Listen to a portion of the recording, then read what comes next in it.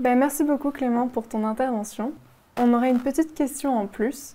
On aimerait savoir ce qui t'a poussé à t'intéresser à ce sujet. Quel a été ton déclic? Merci pour l'invitation.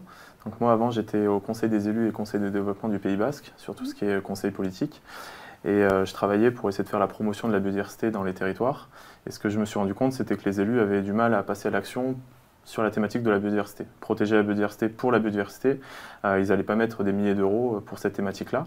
Et j'ai souvent échangé aussi avec des personnes de l'Agence régionale de santé qui avaient des grosses problématiques aussi pour aller sur de l'action concrète.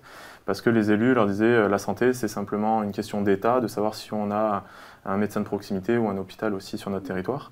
Et donc ce qui a fait le déclic, c'est une étude qui s'appelle Néoterra. C'est une étude de la région Nouvelle-Aquitaine qui montrait que 85% des néo-aquitains étaient intéressés par la thématique santé environnementale. Et du coup, je me suis dit, tiens, ça c'est une thématique qui va permettre d'aller sur de l'action. Et donc, suite à ça, on a mené de nombreuses actions sur cette thématique santé planétaire. Et on va dire 100% des actions qui ont été proposées aux élus ont été réalisées. Et donc, voilà, depuis cette thématique-là, on a développé l'Alliance de santé planétaire. Et maintenant, il y a plein d'actions qui sont menées à l'échelle du territoire.